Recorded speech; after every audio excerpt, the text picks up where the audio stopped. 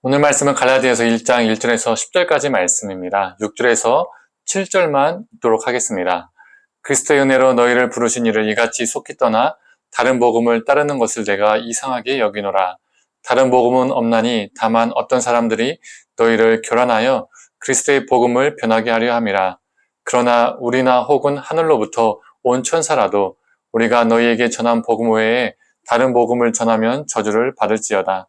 우리가 전에 말하였거니와 내가 지금 다시 말하노니 만일 누구든지 너희가 받은 것 외에 다른 복음을 전하면 저주를 받을지어다. 이제 내가 사람들에게 좋게 하랴 하나님께 좋게 하랴 사람들에게 기쁨을 구하랴 내가 지금까지 사람들의 기쁨을 구하였다면 그리스도의 종이 아니니라. 아멘. 오늘부터 2주간 이 갈라디아 말씀으로 아침 묵상을 나누고자 합니다. 이 갈라디아서를 매우 짧게 소개를 하면 다음과 같습니다. 이 바울은 갈라디아 지역에 복음을 전하고 교회를 세운 후에 다른 지역에 전도하기 위해서 떠납니다. 그런데 문제가 발생하죠. 이 바울이 떠난 후에 다른 복음을 전하는 사람들이 갈라디아 교회에 침투했습니다. 이 소식을 듣고 바울이 분개해서 다른 복음을 전했던 대적자들에게 맞서서 참 복음이 무엇인가를 말해주기 위해서 쓴 편지가 바로 갈라디아서입니다. 그래서 논쟁적 성격이 짙은 서신이죠. 글이 조금 거칩니다. 오늘 1장에서도 알 수 있습니다. 10절의 말씀입니다. 이제 내가 사람들에게 좋게 하랴 하나님께 좋게 하랴 사람들에게 기쁨을 구하랴 내가 지금까지 사람들의 기쁨을 구하였다면 그리스도의 종이 아니니라. 지금 내가 기분 좋으라고 쓴 글 아니다. 사람 기분 맞추려고 쓴 글이라면 나는 그리스도의 종이 아니다. 이런 말이죠. 이처럼 갈라디아서가 논쟁적이고 거친 서신이라는 것을 보여주는 구절입니다.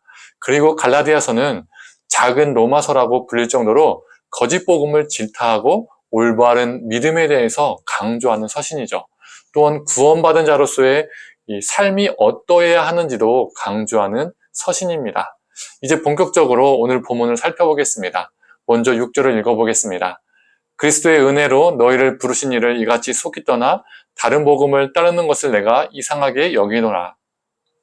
이 바울이 말하는 다른 복음은 바울이 전한 복음의 본질에서 벗어난 복음, 그리스도의 은혜로부터 떠난 복음을 의미합니다.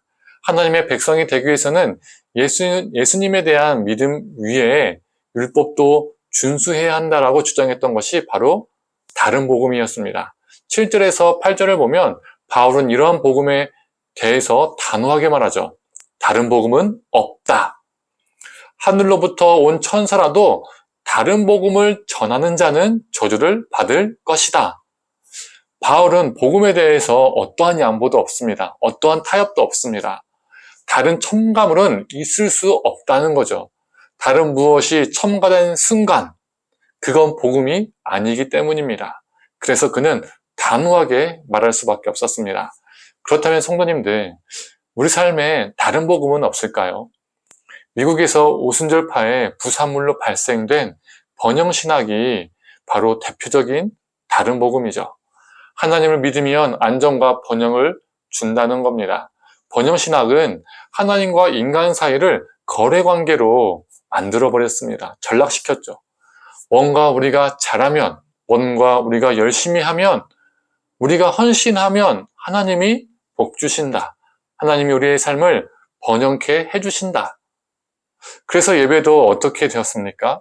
예배와 찬양을 마음의 평안과 위로를 얻기 위한 수단으로 변질시켰습니다. 예배를 통해서, 찬양을 통해서 위로를 받으면, 감동을 받으면 너무 좋은 예배, 은혜가 넘치는 예배가 되는 것이죠. 그런데 예배의 목적은 무엇입니까? 우리 인간의 위로와 감동이 아닙니다. 하나님께 영광이죠. 위로와 감동을 받을 수는 있겠지만 그건 부수적인 것입니다. 필수적인 것이 아니에요. 주된 목적이 아닙니다. 그래서 예배를 통해서 내가 위로 받을 수도 있고 못 받을 수도 있는 거예요.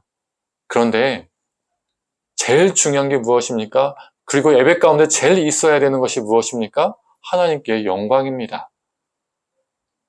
하지만 예배를 통한 위로와 감동이 주된 목적이 되어서 그걸로 좋은 예배, 그걸로 은혜스러운 예배라고 평가하는 현실이 되었습니다. 설교는 어떠할까요? 설교도 위로와 힘이 되는 내용이길 바랍니다. 그런 설교가 은혜로운 설교죠. 불필요한 설교는 설교자나 듣는 성도나 다 부담스러워합니다. 기도는 어떻습니까? 하나님의 뜻을 묻고 하나님의 뜻에 순종하기 위해서 기도하는 것이 아니라 소원을 이루기 위해서, 내가 원하는 것을 갖기 위해서 기도하는 그런 수단으로 전락했습니다. 이처럼 본질을 잃어버리고 다른 것이 되었습니다. 성도님들, 다른 복음은 우리 인간에게 안심을 줍니다. 이렇게도 구원받는구나, 이렇게도 하나님이 기뻐하시는구나, 이런 착각을 심어줍니다. 그래서 다른 복음을 믿는 게 더 좋고 편하게 느껴집니다. 마음에 듭니다. 충족이 됩니다. 그러나 다른 복음은 우리를 자유롭게 하는 것이 아니라 거짓으로 매이게 만듭니다. 우리를 진리가 아니라 다른 길로 인도합니다. 어느 순간 다른 곳에 서 있는 거죠. 성도님들, 다른 복음은 없습니다. 혹 우리의 편의, 우리의 신념, 우리의 안위, 우리의 욕망이 들어간 복음, 비본질의 다른 복음이 우리 안에 들어와 있다면 그 복음을 버리고 오직 예수 그리스도의 복음만을 붙잡고 우리 주님이 가신 그 길을 따라 살아가기를 간절히 소망합니다. 다른 복음은 없습니다. 오직 예수님 뿐입니다. 함께 기도하겠습니다. 하나님, 이 갈라디아 성도들처럼 그리고 대적자들처럼 다른 복음이 우리 삶 가운데 들어와 있지는 않은지요. 하나님, 그 다른 복음 우리 삶 가운데 버리게 하시고 오직 예수 그리스도만 우리의 복음 삼고 오직 예수 그리스도만 붙잡고 오직 예수 그리스도를 따라가는 삶을 살 수 있도록 우리를 붙들어 주시옵소서.